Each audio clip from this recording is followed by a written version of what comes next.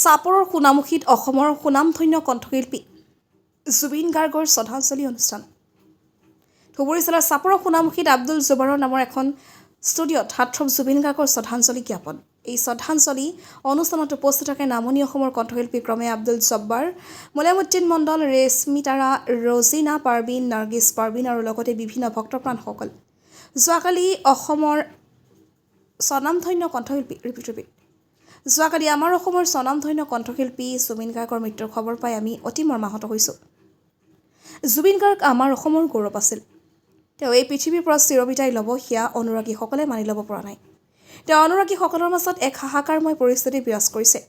আজি সোণামুখীত সন্ধিয়া 6 বজাত প্ৰয়াত শিল্পীগৰাকীক শ্ৰদ্ধাঞ্জলি জ্ঞাপন কৰি তেওঁৰ অনুৰাগী ভক্তপ্ৰাণ যুৱ প্ৰজন্মসকলে শোকত ভাগি পৰা পৰিলক্ষিত হৈছে যেন। চাপৰ শালকুচাৰ পৰা মুকলেশ জালিৰ ৰিপৰ্ট, টাইমছ 24।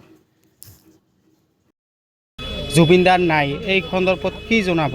হয়, আজি আপুনি ঠিকেই কৈছে যে অসমৰ হাৰ্ট স্বৰূপ আপোনাৰ আমাৰ সকলোৰে পৰিচিত, যে অকল অসম নহয় ভাৰতবৰ্ষৰ কাৰণে এটা ক্ষতি আমাৰ কাৰণে হৈ গ'ল, যে এজন 52 বছৰীয়া যুৱক বুলি ক'লেও ভুল নহ'ব, যে তেখেতে আমাৰ গায়ে বুয়ে আৰু থলুৱা যিখিনি ৰীতি নীতি আছে চবতেই তেখেতৰ যি কলাকৃষ্টিৰ মাধ্যমে আৰু ভাষাৰে, গীতৰ ভাষাৰে আমাৰ ছ'চাইটিখন উন্নত কৰাত যথেষ্ট তেখেতৰ গৰিহণা আছিল। তেখেতে অসমৰ কাৰণে যিখিনি কৰি থৈ গৈছে, আজি তেখেতে আমাক অসমবাসীক এৰি থৈ যোৱাত আমি অসমবাসীয়ে আৰু অসমীয়াই যে বিশেষকৈ আমাৰ শিল্পী সমাজ, যেনেকৈ আজি আপোনালোকে চাইছে আমাৰ ইয়াৰ আটাইকেইজন শিল্পী অনুৰাগীসকলে যথেষ্ট শোকবদ্ধ হৈছে, তেখেতৰ কান্দিছেও অনেকে।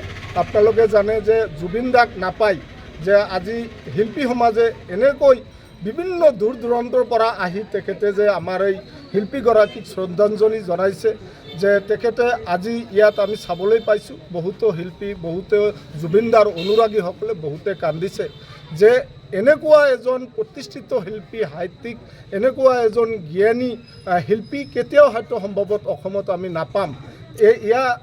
এই ক্ষতিপূৰণ আমি হয়তো কেতিয়াও পূৰণ কৰিব নোৱাৰিম। ইয়াৰ কাৰণেই হয়তো আমাৰ শিল্পী সমাজে আজি এনেকুৱা এটা ধুনীয়া শোকাবহু এটা অনুষ্ঠান পাতিছে।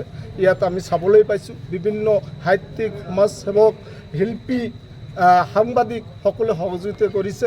তো প্ৰায়তো শিল্পীগৰাকীৰ কাৰণে আমি অসম চৰকাৰক দাবী জনাওঁ যে 19 নৱেম্বৰ, এইটো হয়নে 19 ছেপ্টেম্বৰৰ দিনটো যাতে চৰকাৰী দিন হিচাপত ঘোষণা কৰে।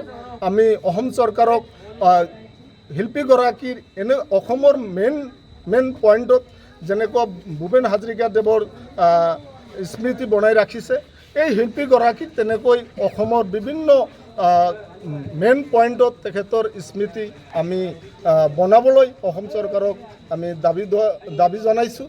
যাৰো এই 19 তাৰিখ দিনটো যাতে চৰকাৰে জুবিনদাৰ অসমৰ এটা জুবিনদাৰ দিৱস হিচাপে কাৰ্যকৰী কৰে, এইটো আমি অসম চৰকাৰক দাবী জনাইছোঁ। ঠিক আছে।